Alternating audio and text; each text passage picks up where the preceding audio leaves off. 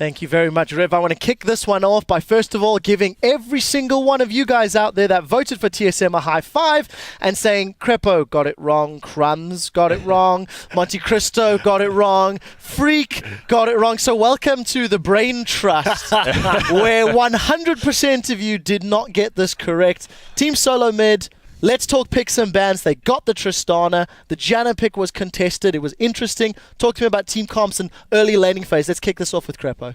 Yeah, it's just a pain to lane that early. Basically, Wild Turtle and Lustboy tried to challenge the race to level 2, but they got absolutely wrecked early. And he immediately got a CS deficit in the numbers of like 6. They got doubled by Uzi, but then Amazing came in and he alleviated pressure. Even if that gank didn't work out, he timed the ward correctly, came in the dark. Sonic Wave missed, but still that alleviated enough pressure, and at the same time TSM solo lanes were doing well enough in the game to make sure that TSM could stay ahead. I think Amazing was the real hero for this game, to be honest. Just the early game, he was there bottom lane to make sure that Tristana did not get smashed. They were losing lane hard, and it was only going to get worse. Showed up twice. Once, the first gank that Crepo mentioned. The second one shows up in the river ward, forces bot lane to back out. After he puts enough pressure bot lane for Tristana to catch back up, goes top lane, snowballs Dyrus, and Dyrus' Rumble is a key factor in this team comp in order to make sure that it becomes very difficult for Starhorn to engage on them because of the equalizer, because of the Rylai's, and it got to a point where Fizz just couldn't do anything because of that. Yeah, it was actually interesting. I felt like a better mid laner would have won the game for Starhorn Royal Club. I think back to a sort of mid to late fight where he basically solos out Dyrus, kills him, gets Baron off of it, and it's like that should be happening the entire game. That Fizz should be dictating what happens while Ryze, Janna, Caitlyn, Kha'Zix are actually all good turret defenders. Like, why not split the team up? And the problem is Starhorn are not a good split pushing team, so they never get that to actually happen. We will come back to this discussion in a moment, and I do agree, Korn missed a lot of those ultimates. We're actually going to throw it over to Shox, who is joined by a member of Team SoloMid. Thank you very much, and I would like to welcome Wild Turtle here of Team SoloMid after that impressive victory. Turtle, I want to take you back to the beginning because it was so important for you guys to get the upper hand and pick some bans. You guys decided to first pick the Lee Sin, and then how did you adjust your strategy from there? We basically picked Lee Sin to take it away from Insect because he's a really good Lee Sin player. And then I think picks and bans, we kind of planned very well for it, and we knew what they were going to pick. The only pick we didn't know was the Caitlyn one, which kind of caught us. Yeah, talk me through the laning phase then, because you end up versus a Caitlyn and a Janna, and we know how much they like to push. Oh yeah, that lane is like really hard to play versus with Trisnami, at least early on, because if you do try to push with Triss and Nami, they can, Caitlyn will always get the level 1 push, always, because she has the Q, and it's very strong. Yeah, you guys did manage to come out of laning phase, build up a lead through some fights, and then talk me through that first Baron that Royal Club takes when you guys are totally out of position. The Barons we gave them were like pretty big. Like we didn't they just kind of caught us off guard. Like both times they took it. It was just they had a really strong comp for it. They had Kha'Zix, Ryze, Caitlyn, and they just took it so quickly we couldn't react. Well, then tell me how your mind chat changes from there, because you know, you give them a finger, they take an arm, and they take that Baron, then you kind of have to reset to be sure to close that out.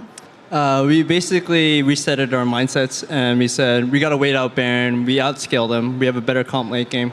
So we basically waited for that, and it made the game last a lot longer than it should have, in my opinion. Well, then you mentioned it went pretty long, and you were the hero in the end, because you killed the Nexus. Talk me through the decision-making process and the calling for those last moments. So basically, we killed all 4, and Caitlyn basically flashed with 1 HP, and then we're like, whoa, Inhib's down. I don't know if I think Inhib was down, and then we had super minions, so we're like, Turtle, you can end it here, and I'm like, all right, let's do it. And then they said, if Caitlyn comes, you can probably just shit in her, and I'm like, okay. Well, you did take him down, but it's only the beginning of the day here for you guys. You still have to win that rematch versus SK, of course, and then possibly more games in the rematch versus Royal Club. What has that moment done for you, the fact that you were the guy that decided it in the end? Did that help your self-confidence going into the rest of the day? I hope so. I really hope it helps my confidence. But I think I'm doing pretty well right now, so I'm pretty confident right now, and we'll see. All right, and then final question, just talk me through the momentum going in the rest of the day. This is a great start, but for the whole team, how big are your chances to close in on that #1 spot? It's so important. Honestly, right now, we have a lot of momentum, and I think we can do it very easily with how we are right now. Wow, big words. Well, thank you very much. Guys, give it up one more time for Wild Turtle and TSM.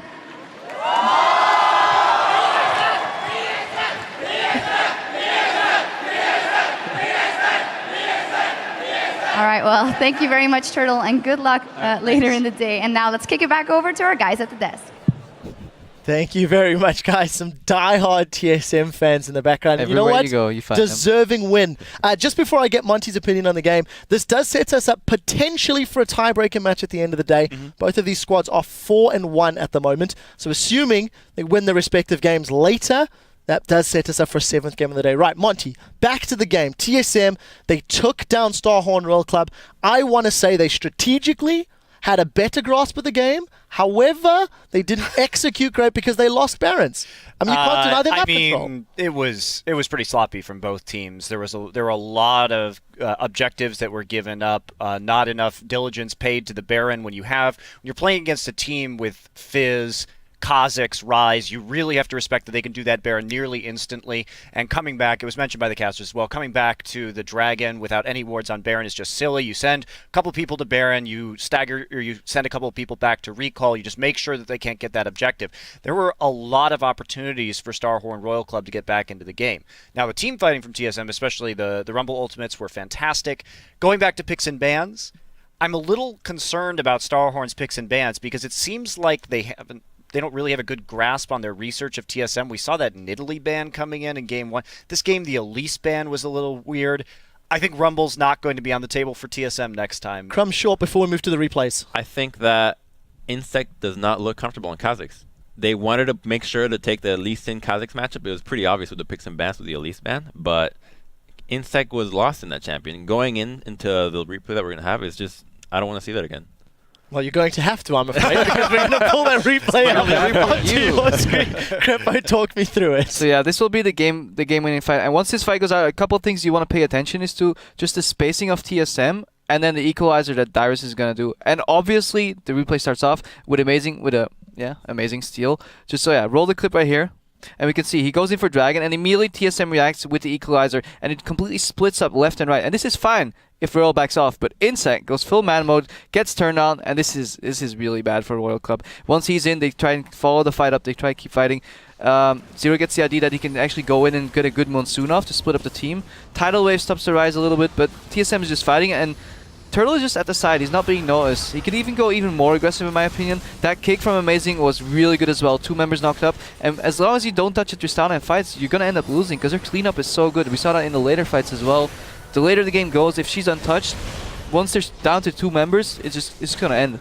Yeah, and I think this really underscores how new this Rumble pick is to a lot of teams here at the World Championship, because it seems like a lot of people forgot. You don't fight Rumble on Dragons early in the game, especially when you're trying to outscale on Rise. Just give up the Dragon. Doesn't matter. 1,000 gold about. Just have confidence that you are going to be able to outscale into that late game, and don't just toss away everything immediately. I'm glad you mentioned that. I personally was not impressed by Colo and Rise. The Fisher was talking about across the desk. You contrast Colo in other games to this one. Freak, give us your opinions, and let's move on to the second replay as well. Yeah, so basically it just seemed, again, like Starhorn Royal Club did not know how to fight against this team, and it's actually very evidenced in our next replay, if you can pull that one up here, because basically what TSM wants to do is kite back. There's 2 really smart reasons for why TSM kites back here. This is like a mid-game inhibitor push. Number 1, there are no wards in the upper jungle right now, so as TSM retreats, they get to put wards down. Royal Club have no vision at all. The second thing that's great here is that right here there's like 3 angles of attack from Starhorn, which is bad for the Orianna Rumble lineup, whereas if you kite them into the jungle, they're coming in from the same spot, and then it's pretty much free. So roll the clip out, and you're going to see TSM just trying to run away in pretty much every way possible. Bubble buys them some time, they're going to run backwards, you're going to have the jump back, the tidal wave disengage as well. They're just burning everything to get out except their damage abilities. They're burning their disengage tools, and then running and running and running and running away, and it's finally once they get the team to funnel into this choke, once they overdive, then comes the turnaround. The Shark just barely misses. Zero, for some reason, never fully channels his Janna ultimate. I don't know why, but he clicks it once and then doesn't heal his team for 500 health. And then they just start getting mauled because they actually grouped up onto the AoE team. Basically, Zero right there was trying to flank and force TSM back into his team. But what he didn't realize is that his mid laner just managed to miss his ulti completely. He ended up fighting on the equalizer. TSM members didn't get instantly dropped. And then Bjergsen came with the god-tiered Orianna ulti just off the equalizer. And then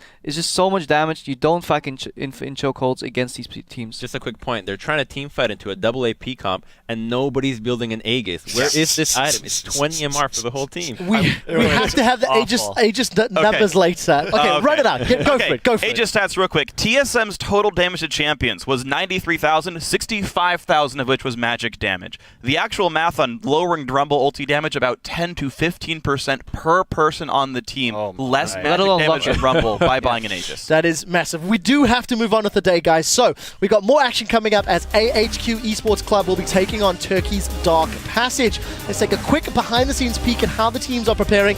It's, of course, AHQ once again in their ready rooms, getting themselves ready for one more game on stage. And Dark Passage, we'll see what they can do as we come back in the 2014 World Championship. Flamespitter comes out. Nice ultimate. Beautiful bubble from Lust Boy. And there's over 1,000 gold left. 4 members of TSM. They're going anyway. Amazing gets the steal. Rumble out goes out. Look how it's separating the fight right now. Fizz. I'm here. Fizz is low. Keep running. Don't walk into his trap, you got it. Yes! Nice. Good job. Oh, he misses Chum the Waters right in the face of Team SoloMid, but Royal Club is going to try to engage. The double kill coming in from Dyrus on Rumble. Korn to the backside. Bjergsen, he gets the Trickster damage. Zanya'd out, the double kill for Turtle. Bjergsen goes down, but he takes down Korn first. A double as well for Uzi. He's trying to keep himself alive.